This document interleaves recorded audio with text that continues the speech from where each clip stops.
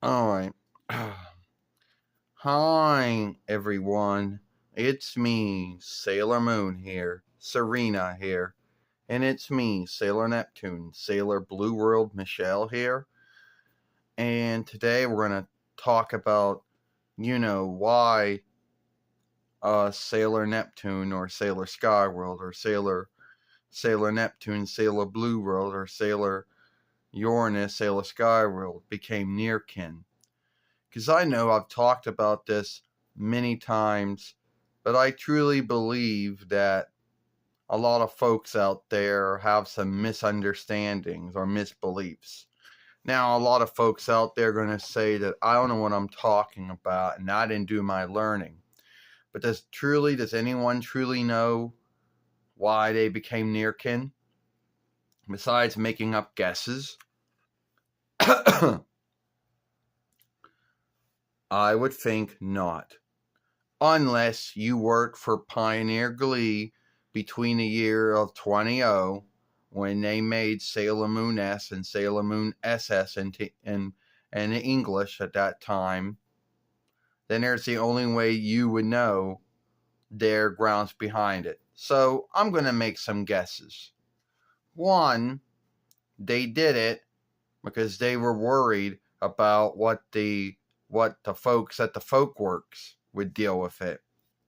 And at that time, Sailor Moon only had two broadcasting deals: Cartoon Network or Drawing Show Folkwork in the 4-1 Reichs, and YTV in the Settled Land. And they didn't want the ownership and leadership of those two folkworks to, get cold feet and say, well, we can't broadcast this drawing show because there's two unstraight folks in it. So Pioneer Glee had to come up with something to do to skim it. And they couldn't do what Deke did with Zoisite because they were already women, so that was out. So their next guess was to shift the kinship. Instead of being unstraight lovers, as they were in every other telling of Sailor Moon, Pioneer Glee or Passenger Glee chose to make them nearkin and said, yeah, they're nearkin. They grew up grew up around the same time. Their kins were always around each other, and so that's why they had that bond.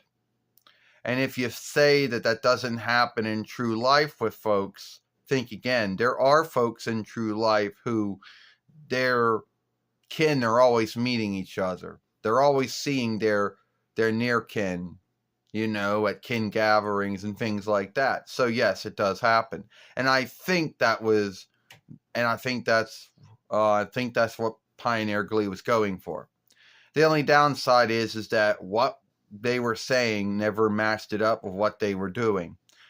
But it seemed to be good enough because Cartoon Network or Drawing Show Folkwork and YTV didn't choose to drop it. And I also believe they also had to do it due to the mindset and the stand of folks at that time. You see, in 2000, it was still the mindset of unstraightness was not where it is now. The understanding, the trusting, the caring, the loving, and taking the time to learn about it was not where it is now. The wakeness is not where it was back then, if that makes any thought there.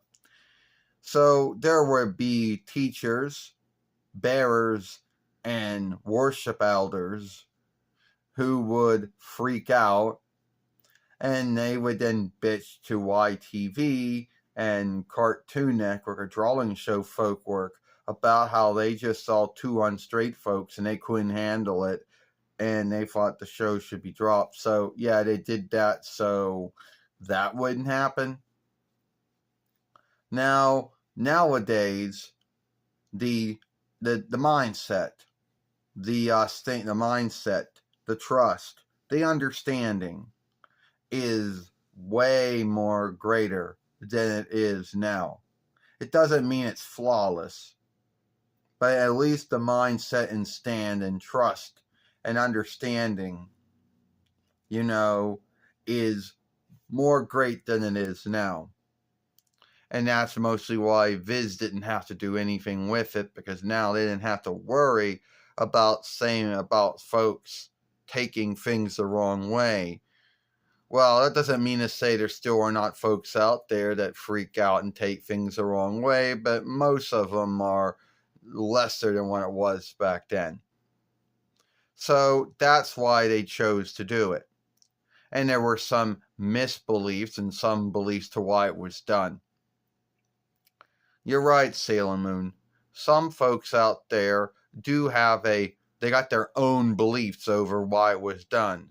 One belief is that it was Pioneer Glee making fun of Deke Glee for having to shifting Zoisite to a woman. Now, if that was true, then by the time you come to the fourth following of Fisheye, Pioneer Glee would be stuck in the same bind that Deke was many years before them. So, at the end of the day, to make fun or to shame someone for having to skim something, that belief goes right out the window as soon as Zoisite shows up. Soon as Fisheye shows up. So, that's why they became Nearkin. And that's also the grounds to why, other unstraight cells were handled the way they were. And we all know that we have made sundriest films talking about that. Now, a lot of folks out there will believe that, would think that Pioneer Glee should have not done nothing with it. Well, at the time when Sailor Moon S was being Englished, the mindset, the stand, and the trust was not where it is now.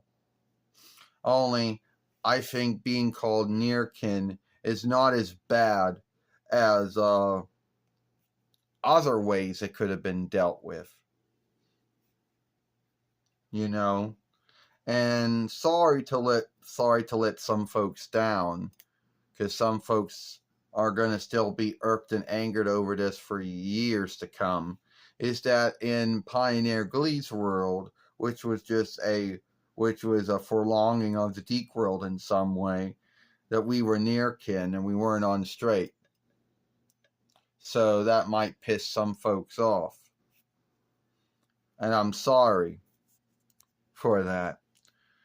But I'm making the film to talk about why we were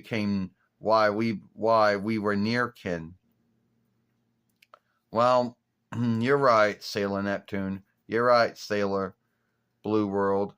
At the end of the day, we'll never truly know why Pioneer Glee chose to make you Nearkin, just like we'll never truly know why, that was done. And everyone out there is going to have their beliefs over why they think it was done, but no one truly knows. Hope you like this film. Give it a like, play, share it, playlist it, and like it, and we'll see you later.